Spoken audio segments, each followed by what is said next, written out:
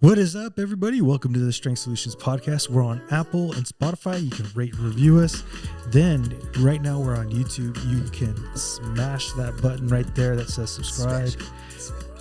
Maybe not like that, but you can smash it. And then you can like it and leave comments down below, just like the people who leave comments down below our YouTube shorts when we're talking about one thing. Our fans? Yeah, they're talking about hypertrophy when we're not even talking about hypertrophy. But also, you can find our website is strengthsolutionspodcast.com. We have free blogs, free guides. Also on there's programs for purchase.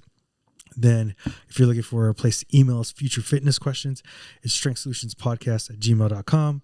Then you're looking for us on social media, Strength Solutions Podcast across all platforms, Facebook, TikTok, and Instagram. And on Instagram, I'm Strength Solutions Edwin. I'm Strength Solutions Nathaniel. All right, dude. We got a great podcast here. Let's go. So I want to talk about supplements. Oh. You know, there was a good post by Jordan Site the other day talking about creatine. Yeah. It's like the first question he gets. Mm-hmm. But nobody ever talks about nutrition. Nobody ever talks about working out, sleep. Yeah. Why is that, dude? You know, it's funny because reading that post, I was like, oh man, because sometimes he goes on his little rants, and I was like, what's this one gonna be about? And so I read it, and this was one of the ones that I was like, I totally agree with him on this one.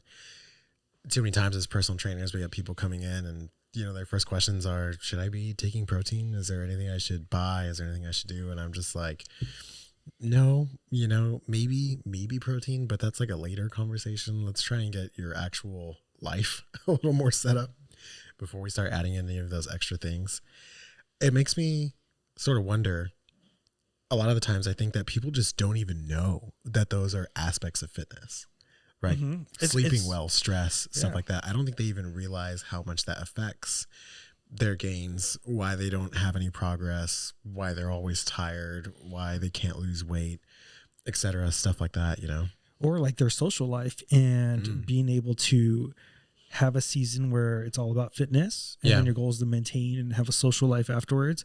People go so hard fitness, then they're like, I can't have friends or anything. And then they go have friends and they just go the other way and binge and they gain all the weight back. I think the thing is too that people have this misconception where it's always about fitness 100% of the time, every single day, 365 days a year for the rest of your life. Like that's their conception of what being fit is like, right? Because I think that that's the way that it's portrayed, in social media, that these people live their life like that all the time. They're always eating chicken and fucking rice, and they're in the gym 3 times a day, and their whole life just revolves around that. And especially when they preach things like there's no cheat days and it's always, 100%. And then you just get this idea like, oh, okay, there's never any leeway. There is no balance, right? It's just you do this or you don't, and then I think that you end up doing that where you rebound. Yeah. And you get all fucked up, Yeah.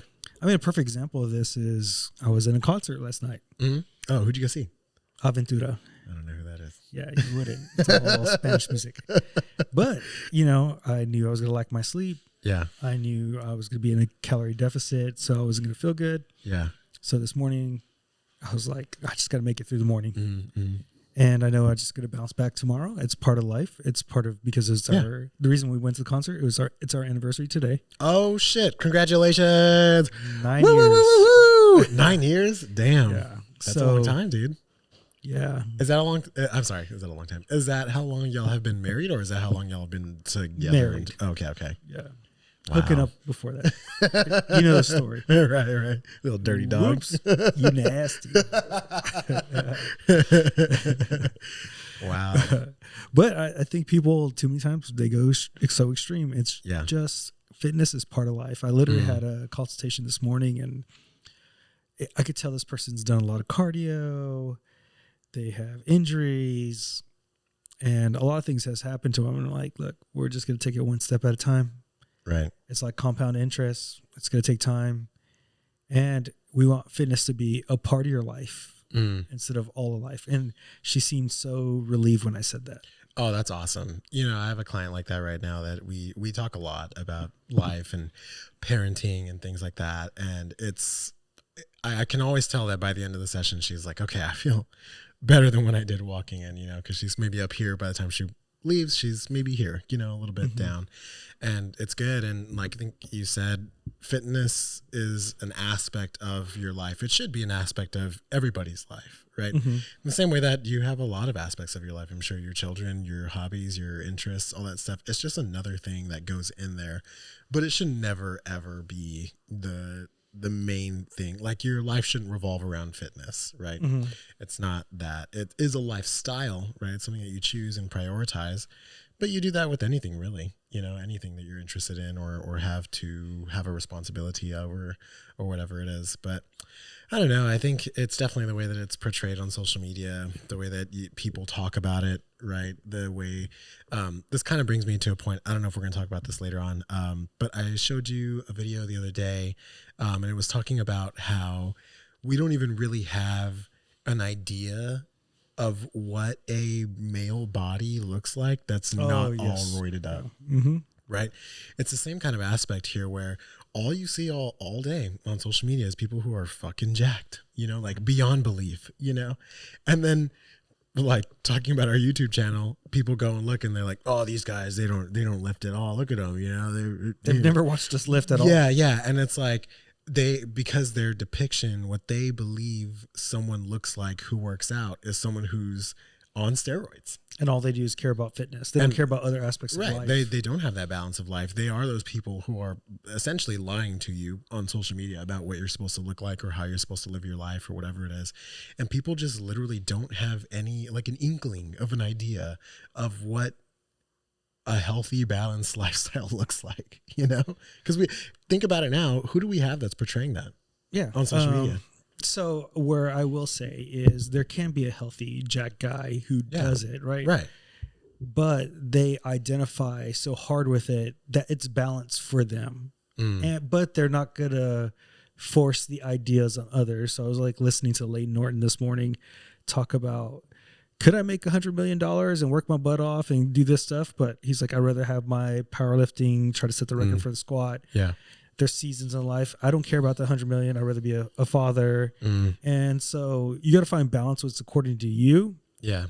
And if someone's a little bit more ripped versus not ripped, what's balanced to that individual and what's just healthy to that individual. Yeah. That's a great way of putting it. Yeah. And I think too many times we go too extreme. We got to remember a lot of times healthy range is under 20% body fat for male, under 30% fat for females. And if you look at like those upper ranges, they're still in the healthy range. You can still be athletic. There's a lot of sports that are done in that range. And we got to get out of this concept. All fitness is aesthetics. All fitness is supplements. Right. When it's consistency, nutrition, fitness, and building a relationship with fitness as part of your life, how you want it to be a part of your life. And what do you want to do as well? Like if you want to lift weights mostly, or do you want to be a runner and endurance? It's all up to you. Wow. I think that one, let's see, it deserves a round of applause. Smooth. All right. So how was your Father's Day weekend? Dude, it was nice, man. On Friday, I don't really do anything on Fridays. I just kind of chill. I get out of work a little bit late, as you know. Yeah, he's a bum man. I just go home and I just fucking chill. Saturday, a friend of ours invited us over because they have a really cool pizza oven. It's gas powered. It's outdoor. Dude, those things I know what you're talking about. Those things are badass, dude. It's really cool. It's not really that big. It's about, honestly, as big as this table, maybe a little bit smaller. The part that takes the longest is like making the actual pizza. Shove it in the oven for like 2 minutes, dude. Fast. You just shovel it around for a little bit. Yeah, it's like 800 degrees. Pull it out. Perfectly crispy. Cheese is all melted and nice. It was badass, dude. I was like, I could totally use one of these. It's just like a mega oven. Yeah, I've seen them. They're cool. Yeah. And so they were saying that you could, anything that you can make in an oven, you can essentially make in there just double as fast. You just be careful with what you're making. So. You make some fish or something, it's come out all like hard as a rock. It's gonna be like a fatty piece of meat. The oil's just so off fire. Yeah, and then Sunday, actual Father's Day, we just went to the pool for a little bit, chilled out at home. For me, a treat of a day is doing absolutely nothing. Damn, bro. We were just talking about how we are always going a million miles an hour, and so having a day where you just kind of chill out and do nothing is a nice day. And you know what's funny? I was kind of worried because I was like, man, I bet the pool's gonna be fucked up, like just totally packed with people. Bro, we showed up, there was one person in the pool, just like because all the dads are grilling on their day off. Yeah, I know, working in the pizza oven. Yeah, and then so we were there, and then a little bit later some people showed up and stuff, but it was cool because there was we'd see like a dad with the son, and they're just throwing the football around the pool and stuff like that. But I could tell everybody was like, I just want a day to just do nothing, So shout out to all the dads out there who work fucking hard and don't sleep and don't eat and work 12-hour days and have it rough, That sounds like a dream. Yeah, it was nice, man. How was yours? So I pretty much did the same thing, just sat down all day. The Euro started, so I watched like 3 soccer games in a row. Oh, okay. Amanda made me a tomahawk steak. Oh shit! And some ribs. You said the Euro started, and I thought you had a Euro, like a little sandwich thing. Dude, I was like, okay. Euro soccer. I don't know anything about that stuff. Dude. The ball, you kick it kind of thing. Yeah. The kickball. So yeah. Damn, a tomahawk, bro. That's nice, man. Yeah, dude. How many ounces is that? I don't know. It was like 2 inches thick. Did you smash that? Did you eat it all? I didn't eat it all. Oh, boo. Christian had a piece. Oh, okay, there you go. And I had some of it, and then I had some the next day. Is Christian a steak guy? Does he like steak? Dude, okay. So we had this conversation at the gym. It was just a bunch of guys, and then I had my client who's a female. Okay. And we're just like, why? Because I mostly get female clients, right? It's just part of training. Yeah. Why do my female clients have a hard time wanting red meat? Most of them want chicken, fish, but not red meat. And I talk to every guy, they're like, oh, they get like and I just don't know if it's just innate in men. And we're talking about like, dude, I get next to the tool section. He was like, me too, bro.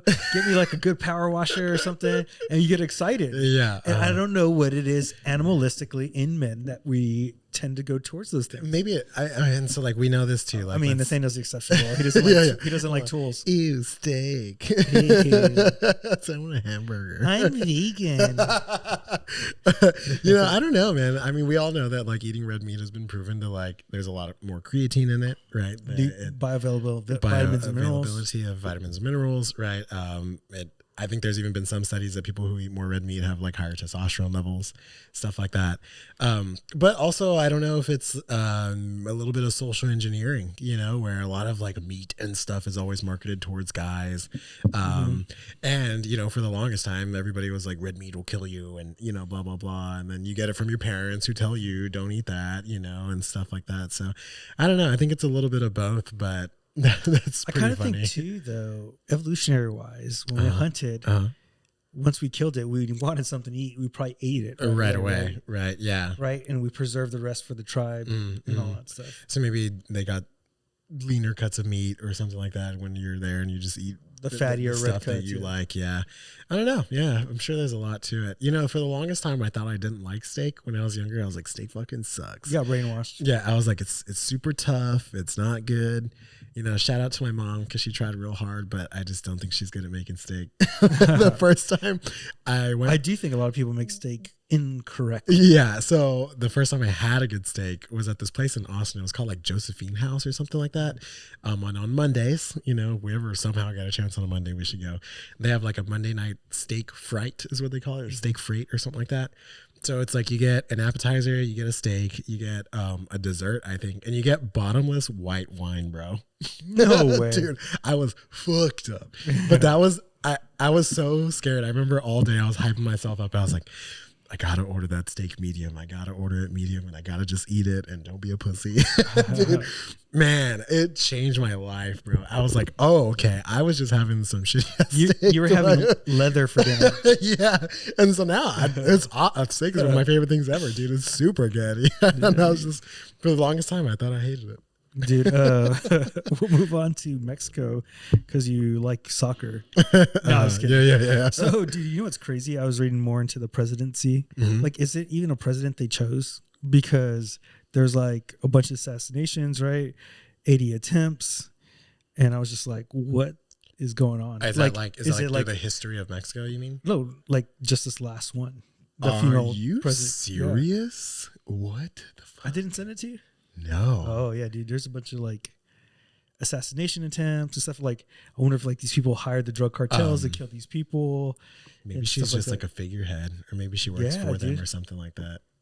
Wow. That's crazy, right? That's crazy. I don't know, man. Mexico's one of those places where it's just like anything goes. And it's clearly not an actual like government. It can't be anymore, right? You know, no, it's a government. Yeah. No. It is. They're still soldiers and there's still peace. Yeah. And it really isn't as bad as people think. Like I always tell people all the time, like America has crappy places too where there's violence. I was just talking about that today. Yeah. I was like, it's almost sometimes because I was talking to one of my clients about the research article we had the other day about people having less access to like clean water and stuff like that. Mm-hmm. I was like, I don't know. Sometimes it feels fake, like America's like manufactured, you know, that things aren't really what they seem. Yeah, which leads us to first Gen Zer who's in Congress. Mm-hmm. That was interesting. Yeah. How old are they? Gen Z? I guess they have to be like 20. Under 30? Yeah. Holy shit. No, not under 30 because I'm a millennial, bro. Okay. Young 20s. Yeah, that's super young. I think you're like right on the cusp. I am on the cusp. I'm what do they call it? A zennial or whatever. Yeah, so no wonder you're a loser. Yeah. That's crazy, man. I mean, I hope that we get to see a little more of this, man. I think that we do need younger people in whether they're millennials or younger Gen Xers. I don't even care, bro. Like, can we just get someone under 50? Less boomers, right? Yeah, dude. Yeah. I think that we'll actually see a lot of changes start happening. Today, I read something just before coming in that was like, in Texas, the GOP has been in power for the last like 30 years. Mm-hmm. So if there's any problems happening in Texas right now, we really don't have anybody else to blame but that party, right? Isn't it funny, their campaigns? You want to make change. Yeah. And I'm like, you guys been in power for forever. and I think even then, man, I feel like even if we had younger people in the same party, you know, coming in, I would just be a different perspective that we don't have. New blood. We just need new blood, man. I say we. No, I'm just kidding. We need a riot. Overthrow the government. So there's an article, and this is why you cannot trust the science. Ultra processed foods don't make you fat. Why science can't be trusted. Oh, That's my pretty God. much why. That's what I said. But like the top of the article is ultra processed foods don't make you fat. That's crazy, right? It's just a wild thing to say. Scientists are bad. That's all it is. Like we don't act like we're not engineering this food to make you eat more. Yeah. But I did also find out that there's a bigger problem. Like it's a metabolic health syndrome, and that people don't eat that many more calories than we ate in the 1990s. Okay. And so they think some of it's actually a metabolic health issue, whether it's not working out as much, whether it's just actual health issues from the food that we're engineering, but it's not a calorie problem. They're starting to see too as well. Yeah. Which I believe, because you can eat the same amount of protein and whole foods and calories and lose weight while you eat another diet and not lose weight. Right. So it is possible. It's not so much about caloric, but quality. There's a thermic effect of food. And this is so complex, right? So I will say calorie deficit is your main stay, right? For sure. But within the calorie deficit, there's this other branches that come off, right? Yeah, that's interesting. I think I was watching a video from Mind Pump the other day, and I think they had somebody on, or maybe it was BioLane. I don't fucking know, all these podcast bros. But one of them was saying that the food today is not engineered for your nutrition. It's engineered for your like enjoyment, right?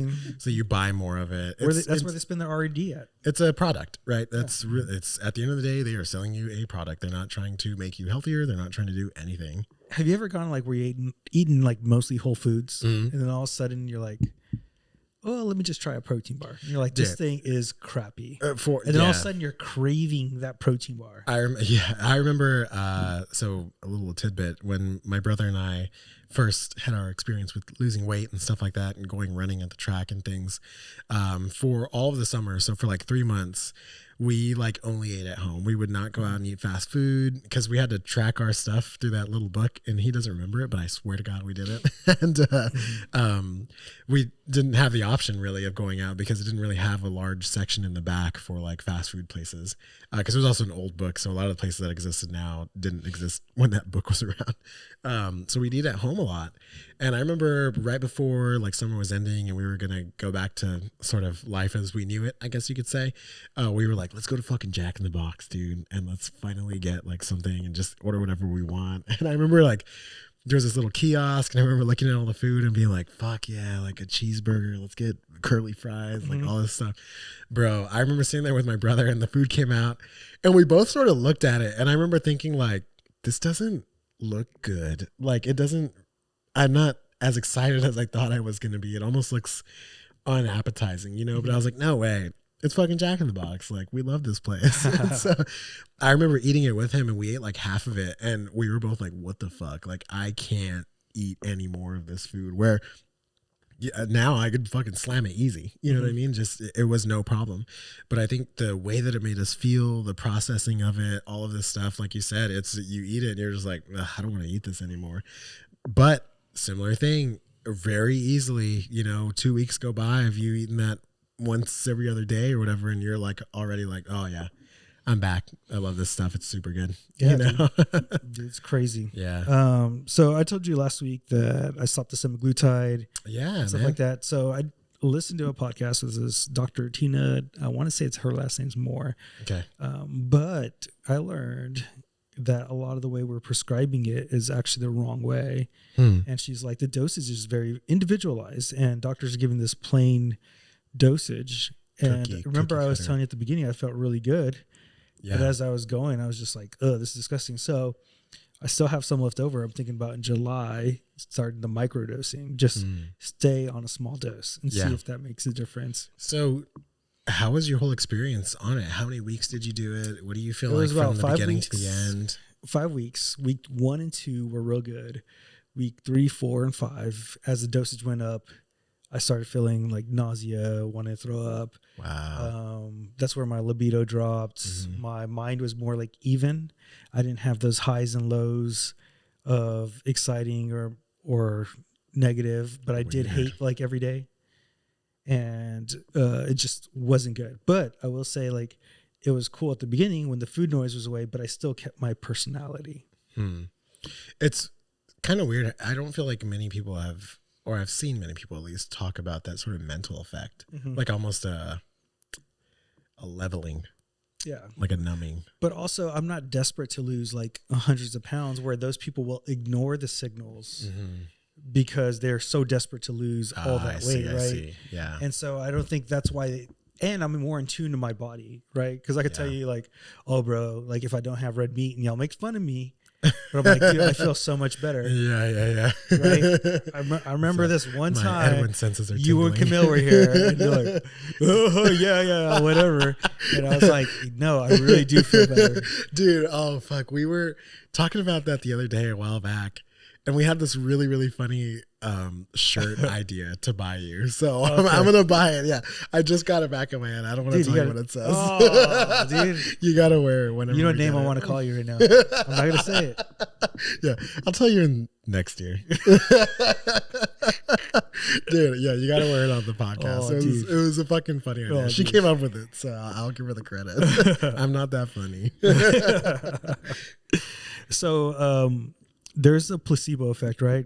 And I want to talk because I think I sent it to you.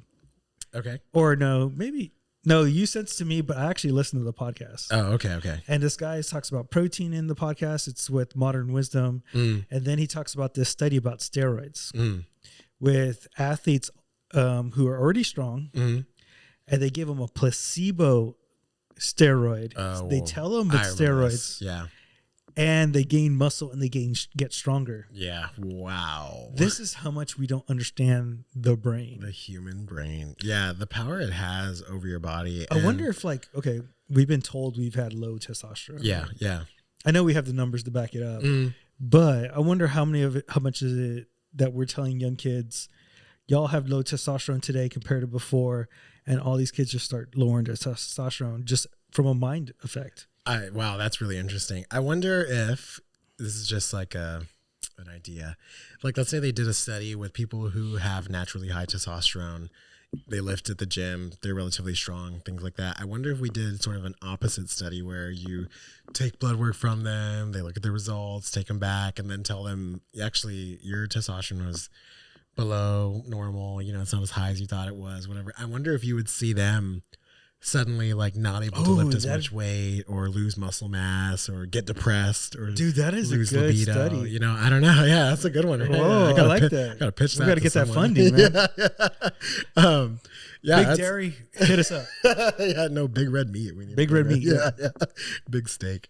Yeah, that would be an interesting study because I bet would they change their habits of eating and all that stuff? Dude, that's a would really they good one. lower their libido, all that type of stuff. I wonder what would happen because in the same way, right? You could tell someone like, hey, just so you know, your testosterone's way above average, you know, and then suddenly they have this like, oh, well, maybe I could push myself harder in the gym, or maybe I should be eating better, or maybe I'm not that depressed, or maybe I can talk to girls, or maybe I can't, you know what I mean? Like it's kind of crazy because it's like the brain is just a magic. Yeah. Because in my experience too, like I told you, my experience with testosterone has mostly been like mental, right? You know, where it changed perspectives, thoughts, things like that. Like you can see it, right? I feel like I'm a different person now. My penis is a lot smaller, but my balls are super little. It's like, but you know how it's had that effect on me because now I'm like, oh, well, I clearly have that level, so I should be able to attempt things like this, you know, like I can risk a little bit more, whatever it is. And so who knows, man? Who knows, man? Get that study done. And then there's one that was a placebo effect about gluten. I think I talked to you about that one where they didn't even have gluten in the building, and then all of a sudden people were breaking out rashes and hives. Oh yeah, and their food was gluten free. And that's crazy. How much like power the brain has, you know. This even holds true with pain. Like there's studies on pain so complex that they didn't get the surgery and their pain is better, but they just had like a suture. Where right? they did the knee There's replacement stuff. other studies that they done with pain, and like you just literally take away stress and it's gone.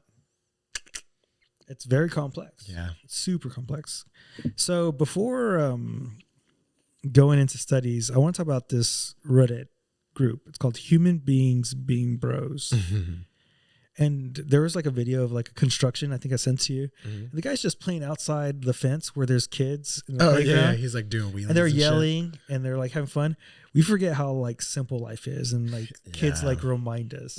Yeah, children really do kind of bring you back to that level of like maybe shit isn't that serious. It's not, dude. It's not. Yeah, because it was to set the scene for everybody. It was like a guy in a little I don't even know what you call him, like a little cat. You know, like yeah, I think it's a cat. A mini little shovel bulldozer truck. thing. Yeah. See, I don't even remember my construction vehicles, bro. If I was 9, I'd fucking know all of them. He's like he's like popping a wheelie outside, and the kids are like playing recess, and he's like spinning around in it, and all the kids are like, yeah. And there was one a while back. I think I sent it to you where there's like a fire truck, and the guy like stops by and just like sprinkles all the kids with like the fire hose thing. Oh, and yeah. Like, it's just like, man, it's so funny, dude. I think we get sort of caught in our routine or problems and just like the mundaneness or monotony of life and having to do all these things. And it's like cyclical, you know, you wake up and you're pissed and you go to sleep and you're tired and you got all this shit to worry about and everything. And sometimes you just gotta, and life's full of seasons, man. You're gonna have tough times, good times, bad times. It's just life. That's the way it is, man. All right. First study: exercise during pregnancy normalizes eating behavior in offspring from obese mice. Right. So, pretty much, mice that work out, they normalize their eating as children. I see the difference too in human beings. Obviously evolution or environmentally does play a role as well, but it was just interesting to see in mice offsprings that were born to mothers who worked out had a better chance of like nutritional regulation. Yeah, I forgot. I don't know if it was the same study or maybe you sent me another one a while back or something. But there was a study that was done with like mothers who ate a lot of like higher fat foods, and that when their children are born, the children tend to like gravitate towards foods that are higher in fat and like more processed, et cetera, things like that. Again, the article definitely said, it was like, I think it's a little half and half here, you know, of environmental, because obviously if those are the types of food that you have in the house, well, what the fuck, right? They're going to eat it. But even, you know, outside of that, they would gravitate more toward it and stuff. So it's like, is it a learned behavior? Is it something genetic and environmental? You know, but there's something there. There's something there for sure. It's really interesting because, you know, even going to the grocery store, I'm sure you goes, you know, sometimes with your kids or you just walking around or whatever, and looking at people's baskets. I even see it like socioeconomically, like when I shop around where you live as opposed to where I shop around where I live, looking at people's baskets, I'm just like, it's bags of chips and cereal. I remember when I lived on 151 and 410. Oh yeah.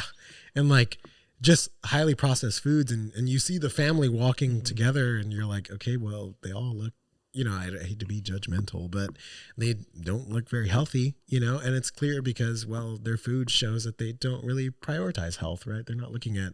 I always felt weird when I shopped at 151 410 and like we had a bunch of vegetables and fruits, and like, you don't see that in somebody else's. You're like, oh wow. So it's weird, right? Yeah, and it's like, I see my daughter or I see your kids, right, and I'm like, they look different, you know, than their peers. And it's maybe comes from our desire to be healthy or buying foods like that, you know, because it's like, well, I'm going to eat fucking ground beef and rice for this week, so you're probably going to do the same thing. All right. Second study, painful truth about knee or osteoarthritis, what inactivity may be more complex than we think. So in this study, 1 in 10 actually exercise. Oh, wow. Right. And then also 1 in 10 believe exercise will actually benefit them. Yeah. So a lot of people think exercise movement is bad for pain. And it comes down to people's preconceived notions, right? And in the study, it was talking about how they even told them, you need to go to PT, you need to do this. But that preconceived, like if I do anything, I'm going to hurt it worse. Yeah. It's funny. I read this article and I was talking to one of my clients about it. And one of the parts that I found the most interesting was that they said that when confronted directly, if they asked them, do you think exercise is good for you? Most people would say, yeah, you know, I think it is. There's a lot of benefits or whatever. But then when they would have them go exercise, they were like, oh, well, I'm kind of scared about doing that because I don't want to hurt my knee or whatever it is. And I gave my client an example of one of my clients. So I had a new client. She had worked out before with a previous trainer at one of the other locations. And I think that trainer wasn't around anymore. So she came over to my location, closer, et cetera, whatever. This is just how we met. And talking to her, I usually ask, what did you do before? Did you like it? Was there any issues with what you did, et cetera, stuff like that? And she was like, the one thing I can't do is squat. And I was like, well, why? And she was like, I just feel like my knees are going to, like I'm going to fall, like they're just going to give out and I'm not going to be able to come back up or whatever it was. And I was like, did you have any injuries or something happen? And she was like, no, it's just like, I can feel it, you know? And I was like, okay. I was like, I'm gonna let that go. You know, I'm not going to have you squat right now because clearly you have some hesitations about it. So what I did is I tricked her. I've done that. Yeah. And so for about 3 weeks, we worked on some single leg movements. We did single leg press. We did step ups to a 90-degree angle, stuff like that. And I was like, I'm not going to say anything because she can do it and she's doing it fine. Let her just go. So about 4 weeks go by and I was like, hey, so I want to kind of start doing squats and we can use a bench so that you're comfortable, you know, going down to it. And I was like, but I just want you to know that doing our step ups, you were already at 90 degrees. You were able to go from that position up to the top, control yourself back down. You could squat essentially on a single leg and nothing happened to your knees. You know, in fact, you were fine. And she was like, oh. So, gotcha. Yeah. Because now at that point, you can't tell me anything because we just did it and you never said a word. Right. So clearly it was a little more mental than it was. She does have some slight knee issues, but nothing to the extent of like, you're not able to squat. Yeah. And so now we squat all the time with a bar, with a dumbbell. We do step ups, lunges, blah, blah, blah. She can do it all. And so it's one of those things where you said like, it's a preconceived notion. You've sort of brainwashed yourself into thinking that something bad is going to happen. And so I don't know, weird. People. All right, guys, if you like what we're doing, check us out on Apple and Spotify. Also, smash that subscribe button right now. You want to do it again? Yeah, smash it. Bam. All right. Hit the like as well. Leave comments down below. Then, if you're looking for a website, it's strengthsolutionspodcast@gmail.com or strengthsolutionspodcast.com. Email strengthsolutionspodcast@gmail.com. Strength Solutions Podcast on Facebook, TikTok, and Instagram. I'm Strength Solutions Edwin. I'm Strength Solutions Nathaniel. All right. Fitness questions, guys. The first one. Does having a trainer forever make you a failure because someone can't do it themselves? That's a super interesting question. Easy answer. Yeah. Yes. It does not make you a failure, right? Because, I mean, that's why we hire financial planners. Right. That's why we hire nutritionists, doctors, and stuff. I think people think we're supposed to do everything, when in reality, we're meant to be in community. And everybody has their specialty. Yeah. And it's funny, too, that it revolves around fitness again. You know, it's not even fitness. It's penetrating doctors, because now that there's AI, they're like, well, I'll just look it up and put it on AI. But doctors have experience, and don't get me wrong, there's good ones, there's bad ones. Yeah. Physical therapists, there's, I read this on nutrition, but like you need someone who has a good experience, that's a good person to deviate through for you, like even a financial planner, right? Yeah. I wonder, this is a funny question, but I wonder what it's like in different countries, you know, who have personal trainers, things like that. Do people have that same sentiment? Because I definitely know that in America, at least, we have this sort of like, get your shit together mentality, you know, of like doing it on your own and you got to work hard and all this stuff. And so I wonder if it's just a cultural thing here, or if it spans all over into a little bit more specifically fitness, where, you know, because again, I kind of take it back to, I think because people think of fitness at a shallow level, that they think, it's easy, I should just be able to do it. Yeah. And again, going back to like social media stuff, a lot of people are like, just get your shit together and you should be motivated and you need to just work hard. And it becomes that solo mentality of you just need to do it yourself, you know? So no, it does not make you a failure. In fact, it's going to make you far more successful, you know, if you don't know what you're doing, because how would you know? Also, I have clients who literally just tell me, I don't want to think for an hour. Yeah. And it helps them with their other aspects of their life. Right. It's like me hiring someone to do my lawn. Yeah. It frees up time. It's okay. It's convenience. And not just a convenience, but it gives you time to allocate to do something else. Yeah. You know, like time to allocate that you're not stressed about something else. So you only have so much stress that you can handle. That just helps you out so much more. And it's a de-stressor to be with somebody and be able to conversate and let go some of your stress throughout your day. Yeah. So it's not just about working out, but it's also de-stressing you. And it could be a big benefit without you even thinking about it. Trust me, I love the tea, man. Come and tell me all the shit that's going on in your life. Dude, I got so much tea, man. My gut is full of tea. Give me another sip. Ooh, I can't even handle another sip. All right. Question number 2. Is pain always fixed through physical therapy? No. Yeah. It's just not. Sometimes it's psychological. We've had talks about like, sometimes we think there's certain clients who can benefit from just not stressing. Yeah. And that's where their pain actually stems from, is like overall stress of life or holding on to something. You got to let go. I think it's an all-encompassing thing, right? I think PT will definitely address like the physical part. I think there is sometimes a mental aspect to it. Like I just talked about, right? Like I've had clients who've gone through injuries and things, and they're still scared about doing certain things. You know, is there anything structurally wrong or anymore? Or no, you know, but they still have this sort of, I know it's going to hurt, or I'm afraid to hurt myself again, or it still hurts whenever I do a bench press. Like it just, I feel something in my shoulder and it's like, okay. Sometimes it's just psychological. Sometimes it's just psychological. I do think that PT is the great way to try and fix your pain, right? Especially if it is definitely physical, or if you had a clearly, you know, environmental thing happen to it, really you tore a rotator cuff or something, like, yes, clearly go to PT. And PT also helps with the mental side, because now you feel more confident in your movement because you feel stronger. Right.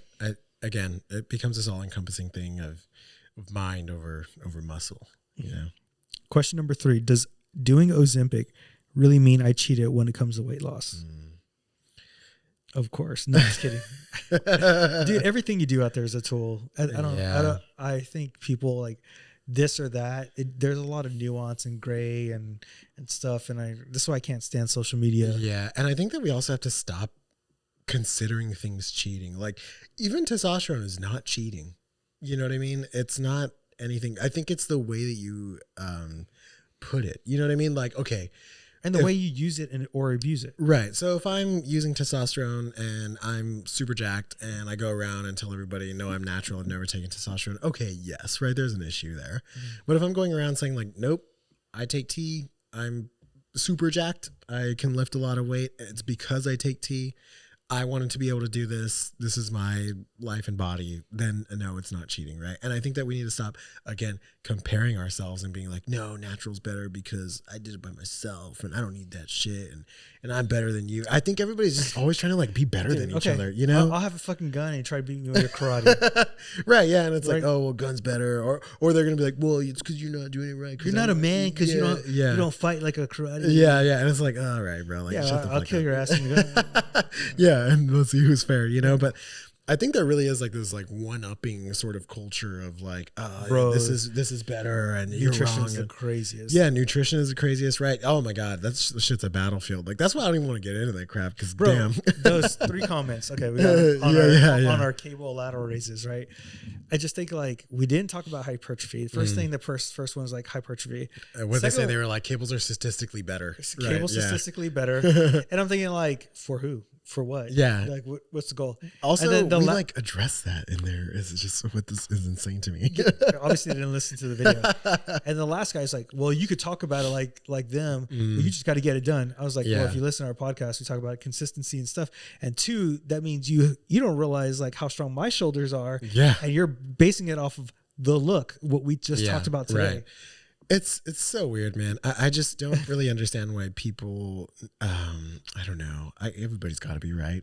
You know, they got to be the one that's the best. So you can't, and you can only get so much through a 40-second clip. Some people are just born to be haters, man. That's all their life is. That's why I like podcasting. It's easier to explain everything. And even then, in long form, we miss stuff. Sometimes we listen to stuff. I listen back and like, oh, we should have talked about this as well. And I know as a trainer, you can talk about things like a million different ways. The same topic. We could probably take one topic and break it down 100 different ways. We could be here all day. Yeah. And it'll never end, you know, and it's hard. I think being you and I just as individuals, but like with clients, you know, when they ask me a question, I'm just like, how do I answer your question in like 2 minutes? You know, how do I answer your question in 2 minutes, and how am I going to answer it to make it value for you? Right. Yeah. Right. That's the hard part. Yeah. Is because I could like take a client and we're talking about nutrition, but I just need this person to track. This other person, I need them to just really fucking eat protein. Yeah. Like it's just, how do you word it for each individual? All right. Last question. What types of physical fitness goals are out there besides aesthetics? Aesthetics is all you hear about out online. Yeah. And I think this is the problem with fitness, right? We look at one metric, one thing. I mean, you could do performance, you could do mobility, you could be the best, like just powerlifter, strongman, overall general health. We had Jamie the other day talking about like the obstacle course racing. You want to do obstacle course racing and be really good at it? Go do it. Yeah. And it's funny too, because I follow a lot of people, you know, so it's like I follow a guy from like Renaissance and he's all about aesthetics. He's a bodybuilder. He's got one of the craziest physiques I've ever seen. Just functional patterns. Functional patterns, right? Where that guy's, you know, flipping around and, you know, doing backflips with the cable and then punching and shit like that. Or I follow like Juju, right? Juju Mufu. Yeah. He's all about mobility, but he's also super jacked, you know, and it's just like, find a spectrum, you know, and do whatever the fuck you want. You know, there's so many different goals. If you want to get super aesthetic, do it. If you want to be like me and just get hella strong, do it. You know, it's like choose a goal, something that fits your mentality, your personality, who you want to be. It's your goal at the end of the day, and it's yours to reach. So I think that's a perfect place. It's all about you. It's all about you, baby. All right, guys. If you like what we're doing, please check out the podcast. We're on Apple and Spotify. You can rate and review us. Also on YouTube. Smash that button right now. Hit the like button on the subscribe. Leave comments down below. Our website is strengthsolutionspodcast.com. Email us at strengthsolutionspodcast@gmail.com. Our Facebook, TikTok, and Instagram is Strength Solutions Podcast. On Instagram, I'm Strength Solutions Edwin. I'm Strength Solutions Nathaniel. Until next time, guys, what?